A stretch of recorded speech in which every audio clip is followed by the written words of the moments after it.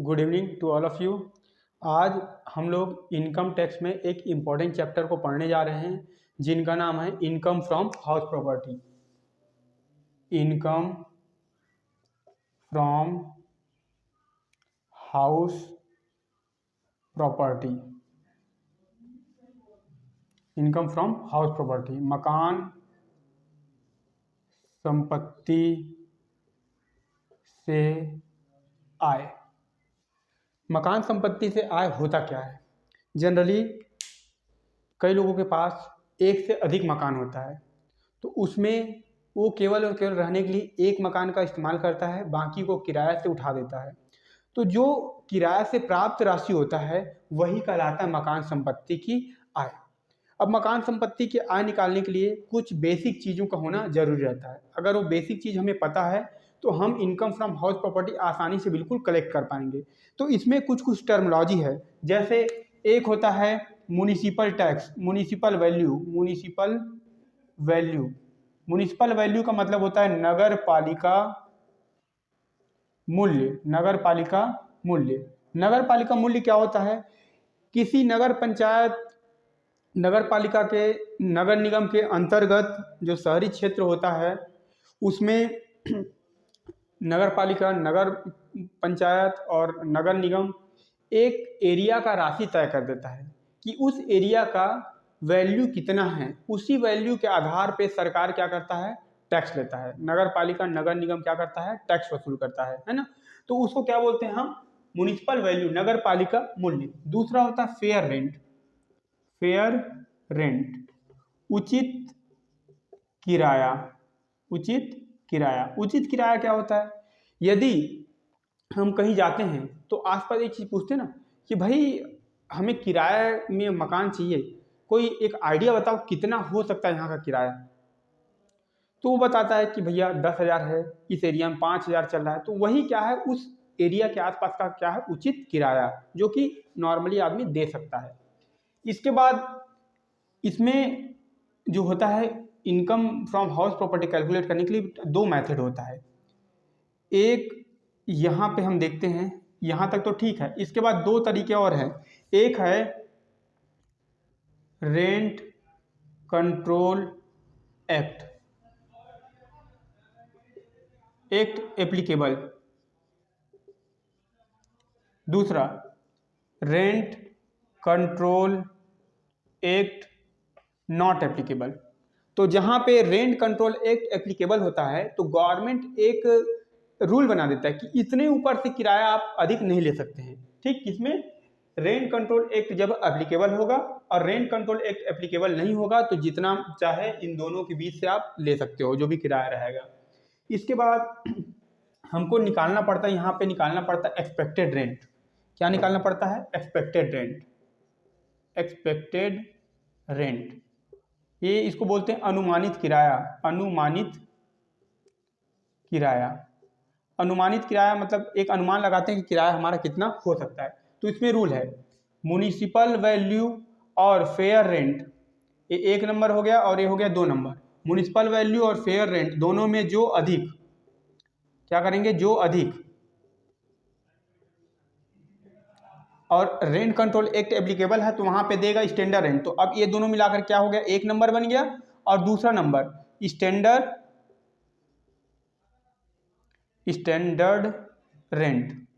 Standard rent का मतलब होता है, इसको बोलते हैं मानक किराया।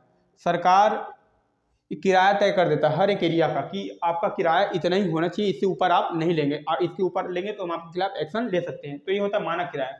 तो ये 1 नंबर इन दोनों में जो अधिक है, और दूसरा होता है स्टैंडर्ड रेंट। तो इसमें जो कम होता है, जो कम, इसको क्या बोलेंगे? Expected rent. इसके बाद तीसरा जो टर्मिनोलॉजी होता है, 1, 2 और ये हो गया 3। चौथा जो होगा एक्चुअल रेंट। क्या कहलाएगा? एक्चुअल रेंट, वास्तविक किराया। वास्तविक किराया जिसे हम प्राप्त करते हैं, जिसे कोई रहने वाला या तो मकान मालिक को देता है या तो मकान मालिक किराएदार से लेता है, वो क्या कहलाता है? वास्तव में जो लेता है उसको कहते हैं एक्चुअल रेंट। अब ये हो गया अनुमानित हो गया, अब दूसरा हो गया एक्चुअल रेंट। ये इसको अब हम इसको पहला, हाँ यहाँ से हमको कैलकुलेट करना होगा GAV। क्या कैलकुलेट करना है? GAV। तो चलिए सबसे पहले GAV के लिए क्या चाहिए? तो GAV निकालने के लिए हमें चाहिए GAV, gross annual value, gross annual value, सकल वार्षिक मूल्य, सकल वार्षिक मूल्य। ये क्या कहलाता है कि हमको ग्रॉस लमसम कितना मिल सकता है। तो सब इसका फार्मूला होता है, पहला एक्सपेक्टेड रेंट, दूसरा एक्चुअल रेंट। इन दोनों में जो अधिक होगा, जो अधिक होगा, जो अधिक हो, ये क्या कहलाएगा? ये होगा, ये हो जाएगा हमारा GAV। अब इस GAV में हमें माइनस करना पड़ेगा म्युनिसिपल टैक्स। म्युनिसिपल टैक्स, इस GAV म्युनिसिपल टैक्स माइनस कर देंगे तो ये आ जाएगा AV, एनुअल वैल्यू। एक हो जाएगा एनुअल वैल्यू। एनुअल वैल्यू का मतलब होता है वार्षिक किराया, वार्षिक किराया। ये हमारा कुछ टर्मिनोलॉजी था। क्या क्या टर्मिनोलॉजी है इसमें? हमारा municipal value, municipal tax, fair rent, standard rent, actual rent, ये कुछ चीज़ें हैं जो हमको आवश्यक पड़ेगा कैलकुलेशन करने में, income from house property calculate करने में। इसके अलावा स्टैंडर्ड डिडक्शन, इसके अलावा जो आता है, क्या आता है? Standard deduction. वो होता क्या है? स्टैंडर्ड डिडक्शन, मानक कटौती, मानक कटौती। सरकार क्या करता है, जब इनकम टैक्स में income from house property head से income calculate, taxable income calculate करने जाता है, तो पूरा पैसा जितना रिसीव होता है और एक्सपेक्टेड रहता है, दोनों में जो बड़ा रहता है उसी को क्या मान लेते हैं? GAV में हम टैक्स माइनस करते हैं तो आ जाता है AV, सकल मूल्य हो गया, वार्षिक सकल मूल्य हो गया। अब उसमें क्या करता है सरकार? हमें 30% का छूट देता है। मानक कटौती कितना है? 30% of AV, 30% of AV, annual value का 30% सरकार क्या करता है? हमको छूट देता है। उस 30% छूट देने का मतलब क्या होता है? उसमें हम अपने मकान का रंगाई कराएंगे, पुताई कराएंगे, कुछ रिपेयर हो तो रिपेयर कराएंगे। इसके लिए सरकार हमको मानक कटौती देता है। प्रश्न में रिपेयर दिया रहता है, पुताई करने वाला दिया हुआ है, ठीक है, और इंश्योरेंस वगैरह दिया हुआ, ये सब सारा चीज़ जो दे रहा है उससे हमको कोई मतलब नहीं रहेगा, क्योंकि सरकार हमें क्या कर दिया है? मानक कटौती के रूप में 30% दिया हुआ है। ये कहलाता है अंडर सेक्शन 24 के अंतर्गत। ये इनकम टैक्स का जो अंडर सेक्शन 24 है, इसके अंतर्गत ये मानक कटौती किसके अंतर्गत आता है? अंडर सेक्शन 24 के अंतर्गत आता है, ठीक है। इसके बाद एक और चीज आता है interest on loan. Interest on loan, ऋण पर ब्याज। अगर हम किसी मकान को बनाने के लिए जो किराए पे देने वाले हैं, उसके लिए अगर हम ऋण लिए हैं तो सरकार हमें ब्याज पर कटौती देता है। जितना हम ब्याज चुकाएंगे उस साल का, उतना हमको सरकार क्या करेगा? छूट देगा। तो ऋण पर कटौती। इसके बाद एक आता है प्री कंस्ट्रक्शन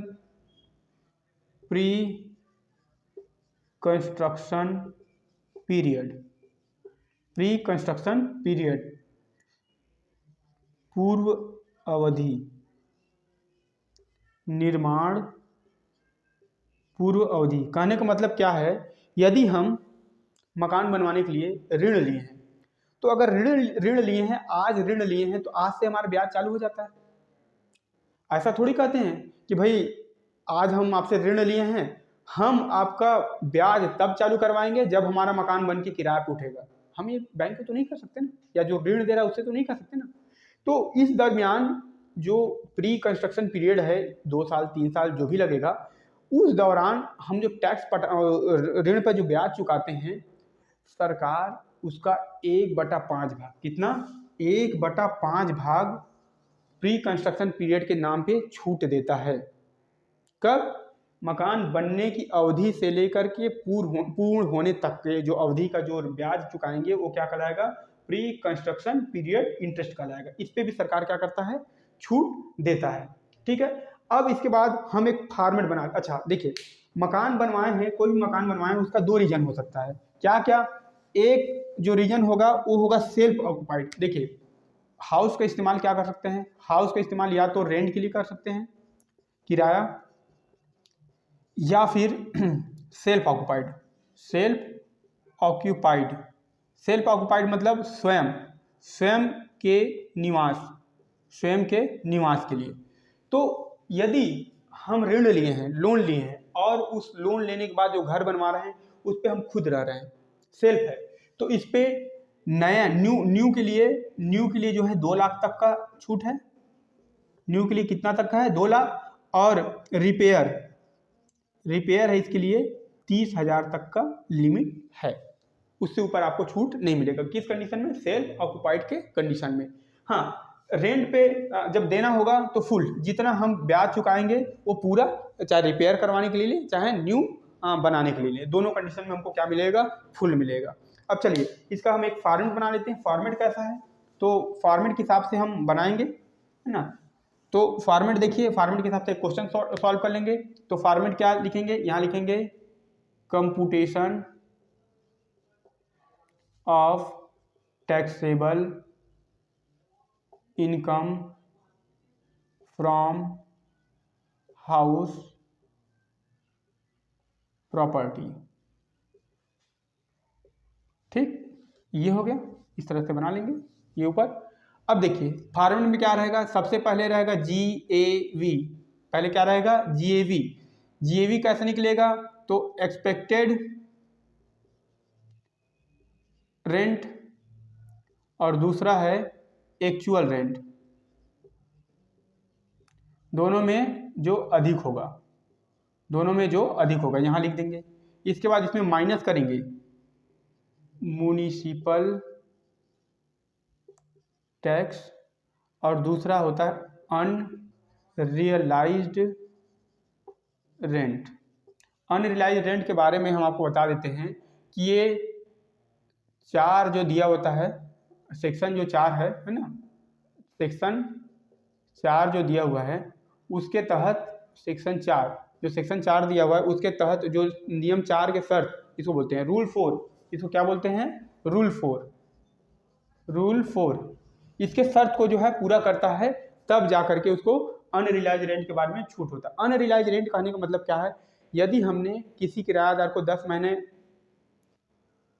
किराए पे उठा के दिया और किराएदार छोड़ के जा रहा है और हमें केवल 8 महीने का किराया वसूल हुआ, तो 2 महीने किराया हमारा बाकी रह गया और वो अब दोबारा वसूल नहीं हो सकता है। तो सरकार क्या करता है, उसमें हमको क्या करता है? छूट देता है कि भाई आपको किराया मिला ही नहीं तो आप हमको टैक्स कहाँ से पटाओगे, तो यहीं पे उसको माइनस कर देते हैं।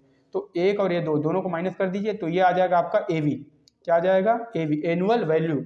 अब इसमें माइनस करना है standard deduction under section 24, 30% of AV, 30% of AV। दूसरा आपको माइनस करना होगा इंटरेस्ट ऑन लोन, कौन सा? करंट ईयर, और माइनस करेंगे 1/5 interest on loan for pre construction period. ये अब इसमें से 1, 2 और 3 इसको जब माइनस करेंगे यहाँ पे आ जाएगा, तो जो आपका बचेगा ये आएगा आपका taxable income from house property. ये आपको पूरा फॉर्मेट है। इसी फॉर्मेट पे हमें क्या करना है?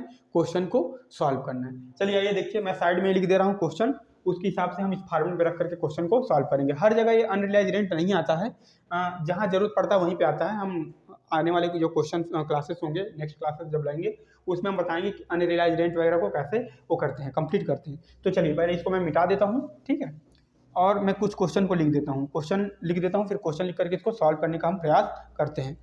चलिए,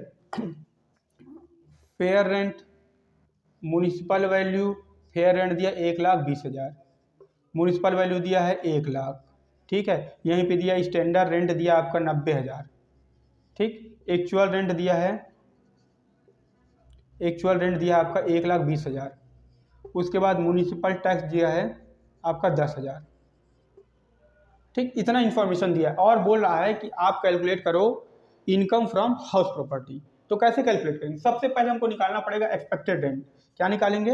एक्सपेक्टेड रेंट।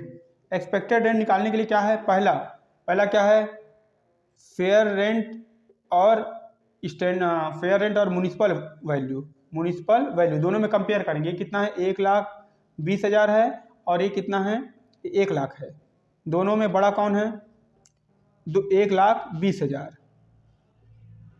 1,20,000। फिर ये एक नंबर हो गया और दूसरा नंबर हमारा आ जाएगा, दूसरा नंबर होगा स्टैंडर्ड रेंट। ये कितना दिया है? 90,000 दिया हुआ है। कितना दिया है? 90,000। तो ये कितना हो गया? 90,000 यहाँ से हमारा एक्सपेक्टेड रेंट हो जाएगा। कितना हो जाएगा? Expected rent 90,000। तो मैं इसको इरेज कर रहा हूँ, यहाँ पे लिख देते हैं GAV, है ना। इसमें ये हो जाएगा 90,000। इसमें कर देंगे यहाँ पे एक्सपेक्टेड जो है 90,000 दिया हुआ है और एक्चुअल रेंट कितना दिया आपका? 1,20,000। तो टोटल कितना हो गया? ये इसमें हमारा जो GAV होगा ये हो जाएगा 1,20,000। कितना हो गया? 1,20,000। फिर इसमें माइनस करेंगे, क्या करेंगे? म्यूनिसिपल टैक्स कितना है आपका? यहाँ पे देखिए 10,000।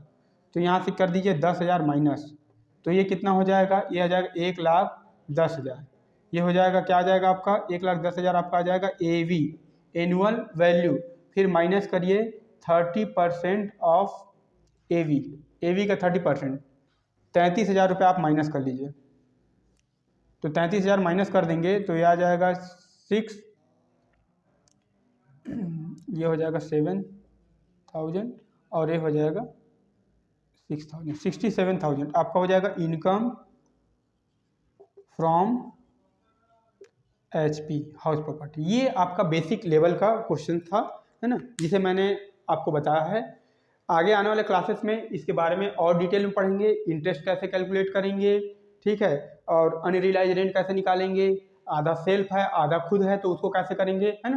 तो ये सब चीज़ को आपको पढ़ने के लिए हमारा चैनल को आपको सब्सक्राइब करना पड़ेगा। ज़्यादा से ज़्यादा आप शेयर करिए, कमेंट करके बताइए कि कौन सा क्वेश्चन सॉल्व करवाना है, कुछ नया कुछ और बताना है तो आप हमें कमेंट बॉक्स में जो कमेंट सेक्शन है उस पर लिख करके भेज सकते हैं। धन्यवाद।